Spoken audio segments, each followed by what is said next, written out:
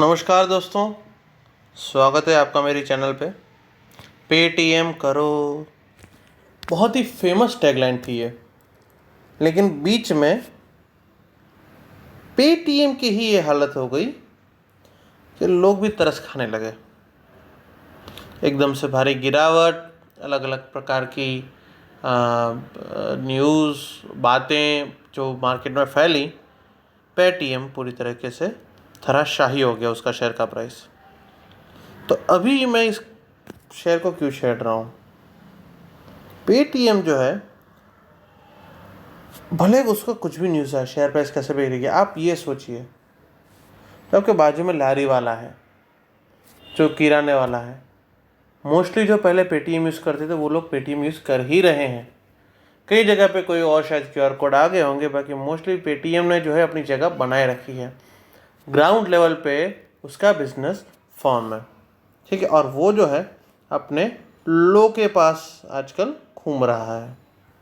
उसको अगर हम वीकली फ्रेम में से डेली फ्रेम में देखें तो एकदम एक रेंज में नैरो डाउन हो रहा है। आप देख सकते हैं एकदम एक वेज के थ्रू एक नैरो रेंज उसने पकड़ लिया। तो इस नैरो रेंज के हिसाब से मैं ये समझता हूँ, जब कोई शेयर फॉर्म हो जाए एक नैरो रेंज में चला जाए, तो या तो वो एक बहुत ही ज़बरदस्त अप मूव दे सकता है, या तो एक बहुत ही ज़बरदस्त डाउन मूव दे सकता है। मैं इसके शॉर्ट टर्म मूव की बात नहीं कर रहा, मैं 2-3 क्वार्टर्स की बात कर रहा हूँ। मेरा ये मानना है कि पेटीएम का बिज़नेस जो है नो डाउट अफेक्ट हुआ है, लेकिन ख़त्म नहीं हुआ, ठीक है। पेटीएम का मैनेजमेंट इसके लिए काम कर रहा है, ऐसा न्यूज़ से पता चलता है। मैं कोई सेबी रजिस्टर्ड एडवाइज़र नहीं हूँ, मैं सिर्फ अपना ओपिनियन रख रहा हूँ। आप अपने फाइनेंशियल एडवाइज़र से पूछिएगा। लेकिन बात ये कॉमन सेंस की है कि ये एकदम रेंज में नैरो डाउन हो चुका है, ठीक है। आप उसको वीकली फ्रेम में भी ऐसा देख सकते हैं, एकदम से वो जो है एक रेंज में आ गया है। उसके फंडामेंटल्स को आप थोड़ा देखिए। तकरीबन उसका मार्केट कैप 21,677 करोड़ है, मतलब 20,000 करोड़ से अप की कंपनी है, ठीक है। प्राइस टू बुक रेशियो उसका 1.67 है, मतलब उसके पास एसेट भी काफ़ी होंगे ऐसा मैं मानता हूँ, ठीक है। अभी ये रेशियो नेगेटिव है क्योंकि वो लॉस में है, लेकिन सेक्टर के पॉइंट ऑफ व्यू से आप देखो तो कंपनी का वैल्यूएशन काफ़ी सस्ता है। और 20,000 करोड़ का मार्केट कैप है, 310 की वैल्यूएशन पे थी। उसका लो प्राइस जो है, मतलब उसका जो 310 का जो उसका प्राइस जो है, उसका वैल्यू 310 था, लो जो 52 वीक, जो अभी जो है ये प्राइस 356 के अराउंड जो बिक रहा है, मतलब ऑलमोस्ट लो के आसपास ही वो घूम रहा है, ठीक है। और ऐसा नहीं उसका मैनेजमेंट सो रहा है, जो है उन्होंने जो है इंश्योरेंस के लिए जो अप्लाई किया था लाइसेंसिंग के लिए, वो वापस ले लिया है। ये न्यूज़ देख के आपको लगेगा अरे हाय राम, 5,000 6,000 एम्प्लॉय निकाल रहे हैं। ऐसा नहीं है, मैं आपको आगे बताता हूँ। वो जो है वो अलग अलग मॉडल्स पे जा रहे हैं, थोड़े प्रॉफिटेबिलिटी की तरफ सोच रहे हैं।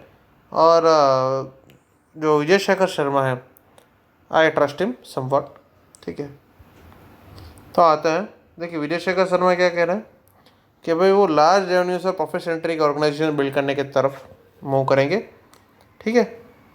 और जो पिछले 3 महीने में जो पेटीएम का जो हालत हुआ है वो उसको सुधारेंगे, प्रॉफिट सेंट्रिक करेंगे वगैरह वगैरह। अब उनके एक्शंस देखते हैं।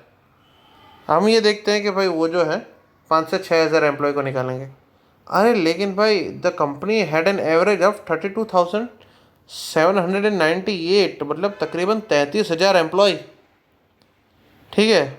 और उसमें से तकरीबन 29,503 एक्टिवली वर्किंग एम्प्लॉय।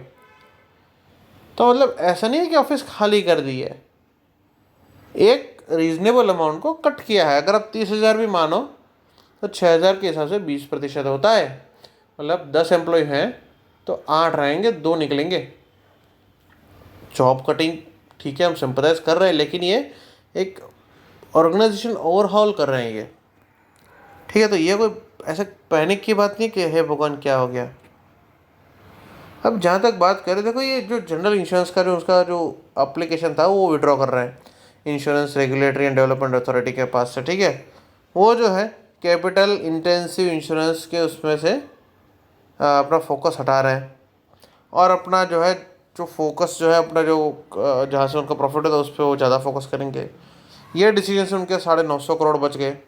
मतलब पैसा कमा के प्रॉफिट सेंट्रिक हो गए, थोड़ी कंपनी की हालत सुधार के ये लोग बाद में भी अप्लाई कर सकते हैं। ऐसा नहीं कि इन्होंने बिजनेस ही बंद कर दिया है। तो इनका जो फोकस है, मतलब जिस तरीके से अडेप्ट कर रहे हैं, ठीक है, ऐसा नहीं कि इन्होंने नादारी जाहिर कर दी है। तो 20,000 करोड़ की कंपनी है, रेशियोज़ अच्छे हैं, वैल्यूएशंस अच्छे हैं, ठीक है, मैनेजमेंट उसकी प्रॉफिटेबिलिटी की तरफ काम कर रहा है। कभी कभी एक कुछ प्रॉब्लम्स कंपनी में आती है। अगर एक कैपिटल है किसी के पास, मान लो कि 100% कैपिटल है, ठीक है, फिर वो 100% में आपके पास 1 लाख है, 10 लाख है, क्या 50 लाख है, कि 1 करोड़ है, जो भी है। मैं ये समझता हूँ कि पेटीएम जिस लेवल पे है, तो अगर साल 2 साल के या फिर 5 साल के पॉइंट ऑफ व्यू से बात की जाए तो आई थिंक पेटीएम जो है वो गलत नहीं है। अगर मानते हैं कि यहाँ से भी अप ही जाएगा, अभी एकदम उसके लो पे आ गए, यहाँ से अप ही जाएगा तो फ़ायदा है, फ़ायदा है। अगर यहाँ से लो गया, ठीक है, तो मैं ऐसा मानता हूँ कि 250 की रेंज तक जो है अगर जाए तो मैं उसे एक्यूमुलेट करूँगा। उससे नीचे जाए तो वो एक्यूमुलेट करना नहीं चाहिए, ठीक है। जैसे फॉर एग्जांपल मैं बात करूँ तो ये लेवल है, तो अगर मान लो कि 1 लाख रुपए कोई लेके बैठा है, तो 1 लाख में से वो जो है तकरीबन 3,500 तो इसमें डाल सकता है। मतलब कि 3,000, मतलब 10 शेयर के करीब मान लो, तो 3,567, तकरीबन 10 शेयर जितना पैसा वो डाल सकता है। अगर वो गिरा तो वापस कुछ पॉइंट्स पे कुछ एक्यूमुलेट कर, कुछ पॉइंट कुछ एक्यूमुलेट करे, 250 के नीचे जाएगा ना, तो मैं सोचता हूँ कि भाई फिर छोड़ो इसको, फिर एक्यूमुलेट करने का कोई मीनिंग नहीं है। जितना किया है उतना ठीक है, बाकी और कुछ में ज़्यादा पड़ने वाला नहीं है। लेकिन अगर 1 लाख की अमाउंट है तो आप 3-3,500 भी डाल रहे हो, फिर 3-3,500 बाद में डालोगे, किस किस लेवल पे देखो, 350 के करीब भाव है, 300 आए, इसका प्राइस जब 300 आए तो वापस से 1,000-2,000 का बाइंग हो सकता है। फिर वापस से जब ये और गिरे तो बाइंग हो सकता है, लेकिन इतना गिरेगा नहीं। इसका रीज़न मैं बताता हूँ। अब इसका डेली फ्रेम पे देखिए, ये जो है तकरीबन इतने दिनों से अब देखिए, ये सपाटी को तोड़ ही नहीं रहा है। देखिए ये सपाटी की ये लाइन को तोड़ ही नहीं रहा है वो। ये मतलब इसका बताता है कि ये अभी ये इससे नीचे नहीं जा सकता, कि नहीं जाएगा। मतलब बायर्स हैं जो खरीदने को बैठे हैं, ठीक है। और भले ही ये इस रेंज में कंसोलिडेट करे, भले ही ये 300 के लेवल तक आए, लेकिन 300 के नीचे मुझे नहीं लगता कि जाएगा।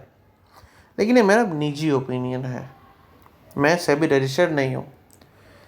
तो ये पेटीएम का मेरा एनालिसिस है।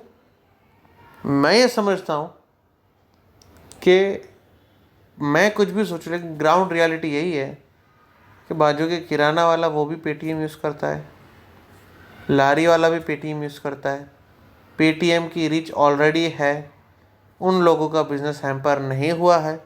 नो डाउट लोगों ने फास्टैग पोर्ट कराए हैं, ठीक है, लोगों ने कुछ उनका जो है हुआ है, उनके बिजनेस डिस्ट्रप्शंस, ऐसा नहीं बोला कि बिल्कुल नहीं हुए, लेकिन एट कोर वापस से तो विजय शेखर शर्मा जी हैं, वो प्रॉफिटेबिलिटी पे फोकस कर रहे हैं।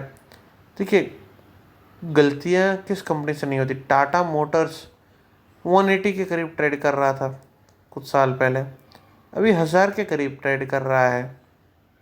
तो ये चीज़ें बिजनेस में होती रहती है, लेकिन हमें ये देखना रहता है कि कंपनी कैसी है, उसका मैनेजमेंट कैसा है। और ये जब आप देखेंगे ना उनके स्टेप्स, तो आप समझ जाएंगे कि भाई ये लोग कुछ ना कुछ कर रहे हैं, कुछ सोच रहे हैं, ऐसा नहीं कि ऐसे ही बैठे हैं, ठीक है। They are working very hard.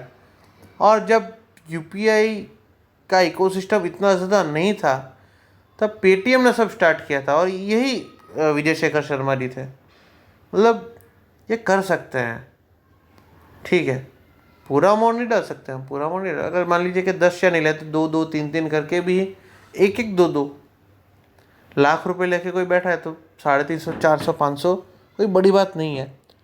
Yes bank में फ्रॉड हुआ था, इसमें ये लोग वापस से बिजनेस रिवाइव करने वाले हैं। विजय शेखर शर्मा बाहर नहीं गए, वो वहीं है, रिंग में ही है। तो मेरे हिसाब से अभी एक बहुत ही बढ़िया अपॉर्चुनिटी है। जब सभी लोग कह रहे हैं कि बेचो बेचो, निकलो निकलो निकलो, तब उस शेयर को लेना मेरे हिसाब से सही है। आप फिर भी अपना डिसीजन जो है अपने फाइनेंशियल एडवाइजर से पूछ के लीजिएगा। तो आज के लिए बस ये, thank you very much. Please like share and subscribe my channel, जिससे मैं और अच्छा कंटेंट बनाते रहूँ।